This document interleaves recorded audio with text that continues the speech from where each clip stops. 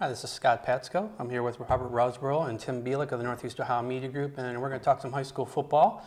If you found this video, you certainly know that the season started on Thursday, and we're going to kind of get you ready for Friday's grand opening, kind of a soft opening last night with a few games. But we're looking ahead a little bit to what's coming up in the weekend. We're going to talk about the changing landscape of Northeast Ohio football and some of the top players and some of the things we're looking forward to in the season openers. Let's start with that landscape. First topic I wanted to mention is how OHSAA's reshuffling of their divisions. They do this every 2 years. This year they had to do it twice, a little bit of controversy.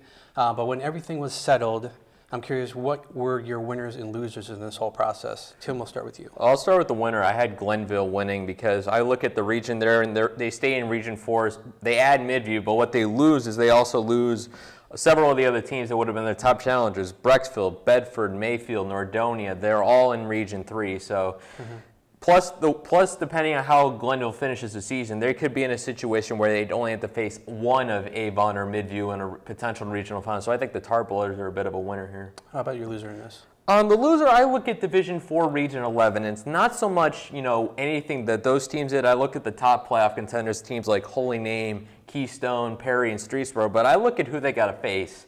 And it's hard not to look at that region and think that any combination of Youngstown, Cardinal Mooney, Youngstown, Ursuline, and Hubbard doesn't win that region. Your winners and losers, Rob.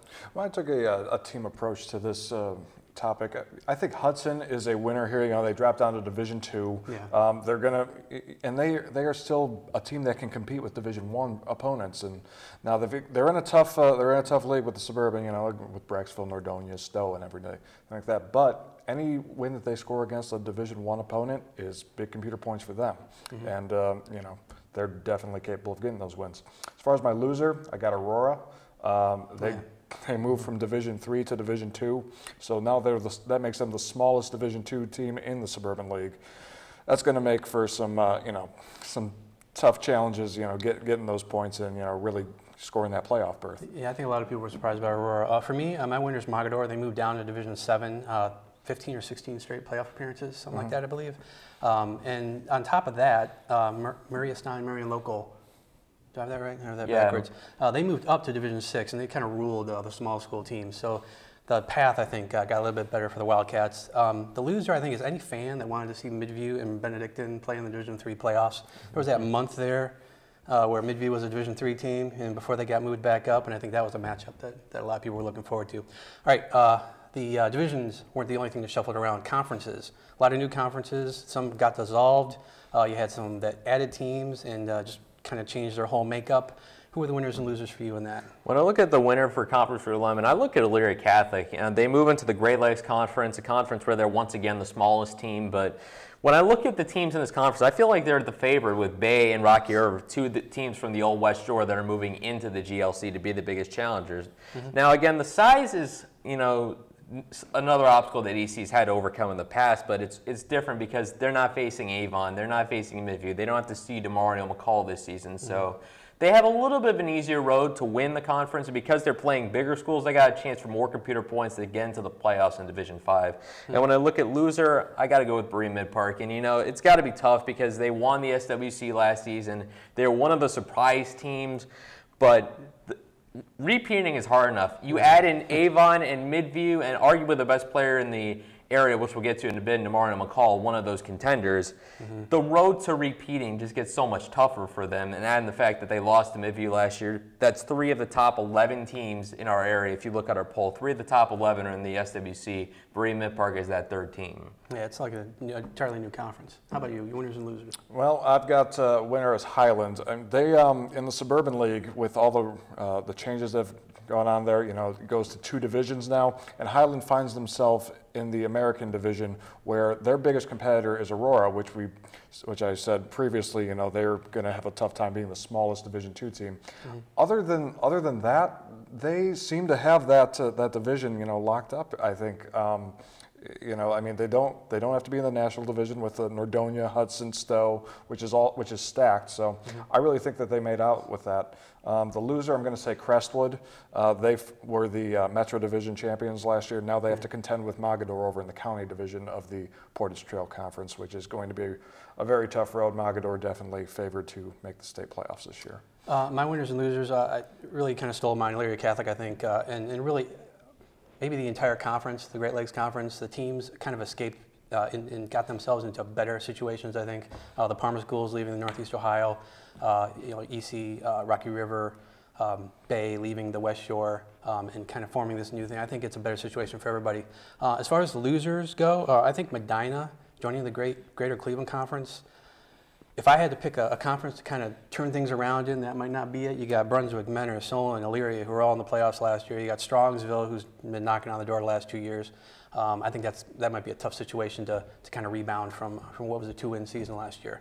All right, so we rolled out our Varsity Blitz Elite lists this week, which is basically a ranking of the top players in Northeast Ohio. And what we did was we broke it down by position. What we didn't do is rank it from 1 to 100. So if we had done that, what I want to know is who would be at the top of your list. Tim, we'll start with you, and I think you know what you're going to say. Yeah, I'm going to go with Demario McCall, North-Ridgeville. I don't think it's been any secret that I've thought highly of him because, he's an Ohio State commit. He's done some great things for North-Ridgeville the past 2 seasons, and I don't think there's a player in the area that anytime he touches the football is as much of a threat to score a touchdown as Demario. He can do it pretty much against any team, and the key about it is all the other teams, their game plan, number 1 and number 2 is stop Demario McCall, and some teams still can't do it. So when you have that kind of attention focused on you and you're still that successful, it's hard not to be number 1. Yeah, that's why he's going to Ohio State. Sweet. I'm keeping mine West Side. I'm going with Dustin Crum. Now imagine if you had Demario McCall and Dustin Crum on the same team. That would be a great thing. That would be scary. With Crum, you got a dual threat quarterback. He led his team to the best record in school history last season. Scored 57 touchdowns, or contributed to 57 touchdowns through for him. So I mean, it doesn't get much better than that. He's pretty dynamic. For me, I look at this as somebody who, if I'm going to say they're the best player, I want them to do a lot of things. I mean, you guys had good picks, and there's a lot of good players who dominate their position. I want somebody who excels in multiple places, and for me, that's Justin Lane, the Benedictine wide receiver, defensive back. He could stay on the field pretty much the whole game, returning kicks. We've seen him make big plays from all positions. So for me, the Michigan State commit is the guy who'd be at the top of that list. All right, as we said earlier, week 1 is upon us, so we want to take a look ahead to Friday and Saturday's games coming up, and curious to hear what you guys specifically are looking forward to seeing this weekend. Start with you, Tim. The game I'm looking at is Bedford to Bremen Park. When we look at the poll, and obviously all our individual ballots are online, I had Bedford ranked lower than the consensus and Bremen Park ranked higher than the consensus. And I'm curious to see how that plays out because both these teams I expect to make pretty deep runs in the postseason. Both teams had some changes, no doubt, but you want to talk about week 1 matchups, it doesn't really get much better than Shantez Moss lining up against Joey Bocci. Those are 2 talented recruits going head-to-head. I'd imagine those 2 would be going one-on-one battles quite a bit on Friday night. All right, how about you, Rob? I'm looking forward to Nordonia Mayfield. That game, these 2 teams kicked off their seasons last year against each other, and it was one of the closest games of the year for both teams. Yeah. Nordonia obviously then went on to run the table all the way to the state championship. I think it'll be a really good chance to get a gauge on how good Nordonia can be with their new look. Obviously they're going to a run-focused offense now. Mayfield as well. I mean, I think we're going to learn a lot from that game. All right, for me, I want to see what St. Edward does. The defending state champs, as everybody knows, they lost a ton, lost their coach, a lot of new changes there.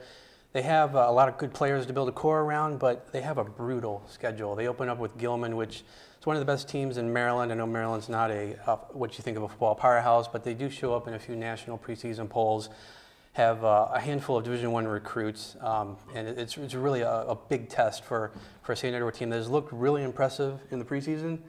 But that's scrimmages versus games, and I think everybody's glad that we can finally see how this team will really look in full action. So, all right, that'll do it for us. I want to remind everybody to check out cleveland.com for all the preview coverage we have, and enjoy week 1 of high school football. Thanks for watching.